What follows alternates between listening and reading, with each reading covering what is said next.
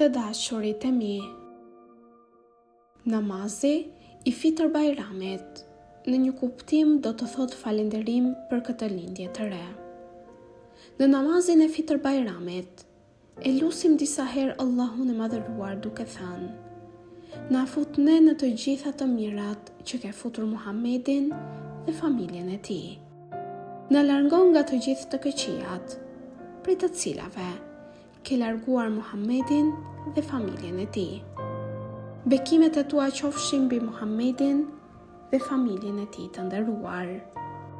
Ne, në ditën e fitër Bajramit, e caktojmë këtë qëllim të madh për vete dhe e lusim Allahun e madhëruar që të na realizojë këtë qëllim.